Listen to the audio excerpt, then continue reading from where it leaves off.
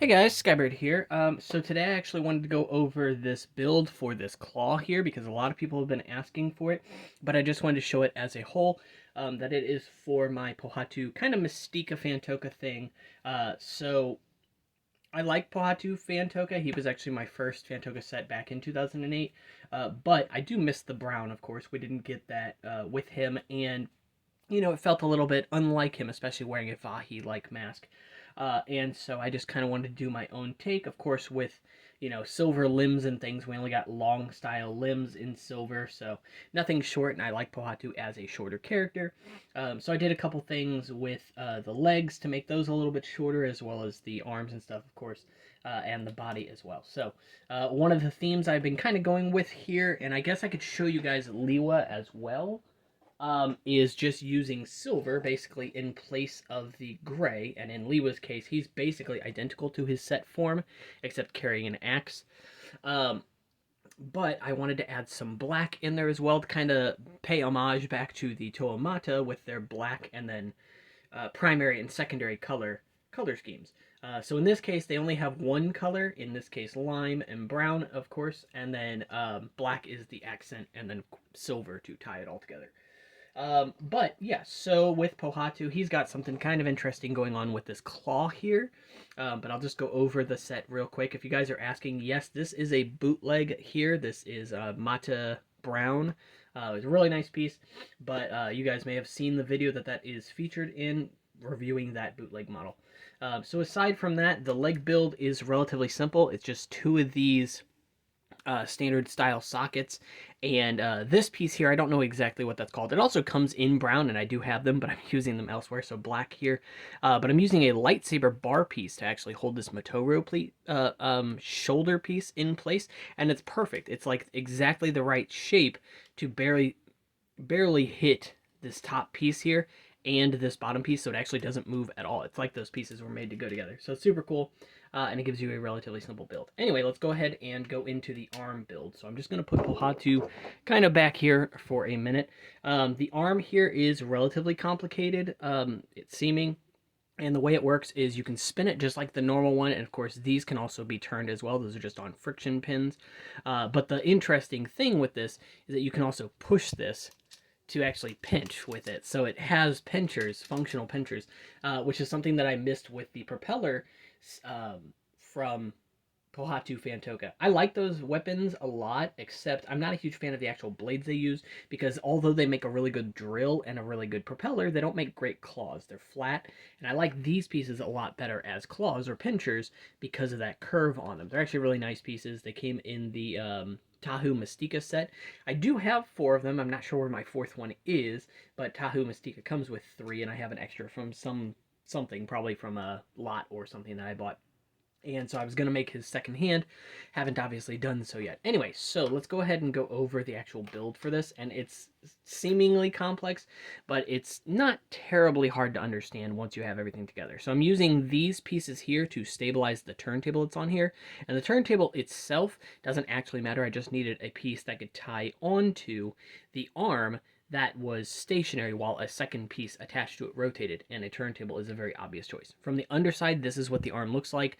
I put a ball joint on here so that it can actually connect to the arm itself, but we'll go ahead and just kind of pop that out. And I'm using the Ben 10 style connector here, which I think is slightly shorter. I could be wrong about that, but I think it's slightly shorter than your longest form of leg here, but unfortunately the connection point on it is just a pinhole, so I have to use that to actually attach these little winglet claw things on there, which is an interesting look, but it does work out reasonably well. So anyway, in terms of the actual function, relatively simple. Like I said, it pushes this axle in the center here, and that actually pulls up on these lift arms, which pull these together. These two black pieces here act as stoppers, so they actually collide with the lift arms, just so it doesn't go too far forward and the wings end up overshooting each other, if that makes sense. So what we're going to do is I'm just going to take one of these off really quickly, and it's literally just a 3-long lift arm and a 3-long axle with a stop on it. You can use any axle you want there, but I use the one with the brown stopper because Pohatu is brown after all, but any stop axle is going to work out fine. And then this piece here is what's slotted into that. So we'll go ahead and take off the one on the other side. It's just a mirrored build as well, so there's nothing too complicated going on. You have two of these little assemblies, two of these lift arms here, which have the axle and the pinhole in them. Very nice piece. I'm surprised it took Lego so long to make those. And then let's go ahead and take these rubber bands off. I'm using the rubber bands so that it returns to the open position, but that's not necessary. If you don't want the rubber bands and you just want to be able to open or close the claws, you totally can. And the claws actually lock in the closed position as well. So if you actually have it down and you hold it upside down, it's not going to, the claws aren't going to close by themselves, if that makes sense. So that actually works out really well.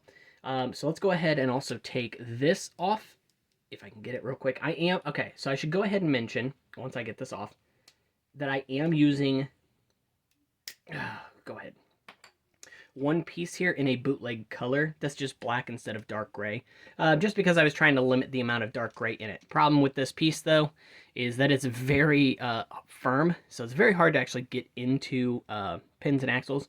So if I were to try this again, I'd probably just use the dark gray ones and it would be perfectly fine. But yeah, so we go ahead, we just take that off. We'll take off the other one too, because why not? That way you can kind of see things out of the way. And now you've got this assembly here and this turntable, which is just freely on the actual axle here. This piece here doesn't actually have to be there at all. It's not necessary, it's just a little spacer, basically. But I'm using this piece here, which is a 3-long Technic connector, and there's nothing in the center of it. And that's just so that when it goes down here, it can rotate. So the other type of 3-long connector that we're used to with the hole in the middle wouldn't actually be able to fit in this spot here. It's a little bit too small for it, and even if it did fit, it wouldn't be able to rotate because of the shape of it. So this is a piece that's pretty common in Technic stuff. You may not see it all that often in Bionicle, I guess, or really never in Bionicle in the line when it originally came out, because the piece wasn't out yet. But anyway, so the reason I use the 3-long there is just so that both axles I use are black. It doesn't matter if it's a 3-long, because if you want to change the length of this axle and just use a black 2-long connector, you totally can. One of your axles will just very likely be gray instead of black. So I got an 8-long axle on the top here and a 6-long axle on the bottom, but we'll go ahead and take this one off. And first we will take this off here. So this is just a straightforward connector here with a 4-long axle and some black half bushings. Those are available in Lego, but they're really rare. Again, these ones here are bootleg ones. Doesn't really matter. You can use light gray, you can use yellow if you want to add that flash of color. I think it'd look really nice as well, so not a big concern. And that will actually free that up to come off. Now we can pull this axle out. There we go. So it's an 8-long axle and this bushing here. I should also mention that apparently, this is something that was brought to my attention recently, reddish brown is a slightly fragile color, and I can definitely attest to that because this one's actually split down the middle. I'm not sure on what side it's split, but yeah, it's a little bit unfortunate. It still does its job just fine, but I don't use it on pins for that reason. But the reason I like reddish brown is it is very, very close to Lego's original brown as well. So when you have both pieces on the same set, you really can't tell them apart all too much. So this build here is pretty straightforward. We'll go ahead and just look at this. It's a ball and a number 3 long axle with the stop on it yet again. And I'm just sending that through this bottom hole here to connect to this lift arm in silver, which is just a bent lift arm. I think it's 7 long by 3, and then it has a bend in it. I don't know what the angle is. I don't think it matters all that much. But yeah, so we'll go back into the turntable here very quickly. Again, you've got these pieces here, and I didn't think to grab an official one to show you what I mean by this one being a bootleg. Let me see if I've got one nearby, because I've got my tripod in the way, so I don't think I can get back to, that's fine. I'll just take it out. But it's this piece here. So it's got an axle on one end, and it's 2 pins connected together. Normally, these come in dark gray or red. Either color works just fine, but yeah, I chose to use the black ones because I have them, and yeah, I think that was kind of a mistake, because they're a little bit hard to get in these holes. I think I need to just kind of wear them in, if that makes sense. But on the other side of things, go ahead and show you this. We've got another version of that, which is a black 3-long axle pin. It's got 2 spaces that are an axle and 1 space that is a pin. And we just go ahead and put that in here, and that is actually going to go over this side of this turntable here. So you're just mirroring that, doing that on both sides. Again, this friction pin here in blue, you can use whatever color you have available, just make sure it has friction.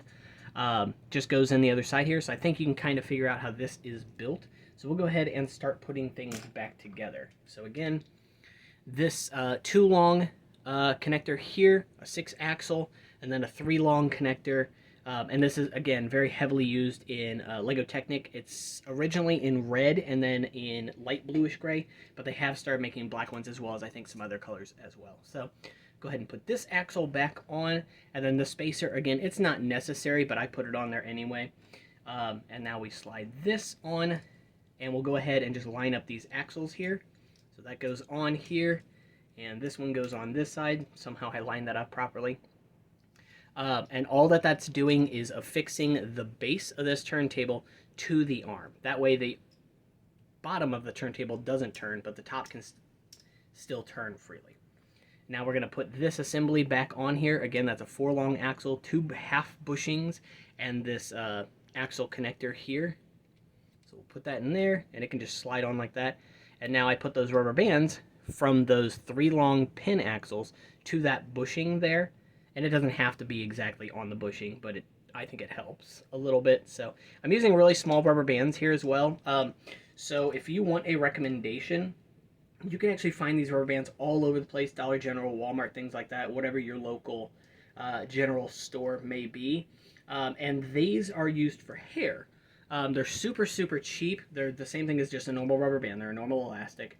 And they usually come in like sets of like 500 or something like that, so you get an absolute ton of them, and they're only like $2, so they're crazy. And they're a bunch of different sizes. So you get long ones, you get short ones, really big ones, small ones, but not like the office size. You're not getting rubber bands like that big around, so it's still small stuff that's easily usable. All right, so now what we're going to do is we're going to, let's see, right here, I'm forgetting which way I want to turn this. Okay, yeah, no, I want to turn this. So on this side, we're going to push this pin in, but we're not going to put it in all the way just yet, because we want to slide this 3 long axle on, or 3 long lift arm here, onto that axle where the rubber band is. We're going to do the same thing on both sides.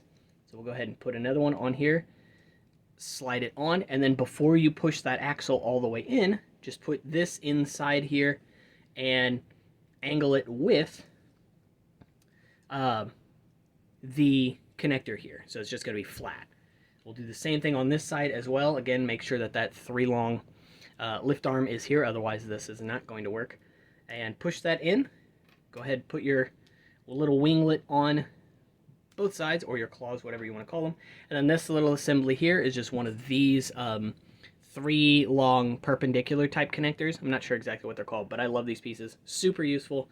1 axle in here that's 2 long, and then this piece here, which I'm sure everybody knows, but it's basically the Throwbot slicer or Nui Jaga tail, whatever you want to call it. And those just go on here, and that's just going to close up the inside. If you like the look of the inside here and you like the thinner arm profile, you definitely don't have to add this, and you can use the shorter ones of these friction connectors in that case. But this just kind of helps round things out, I think, a little bit, and of course it adds more silver color in here as well. And technically, let me go ahead and try and get this on here first.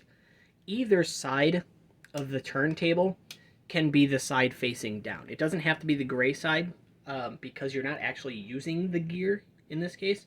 But if you wanted to use the gear, of course, then the black side being the side that moves, would make sense on the outside here.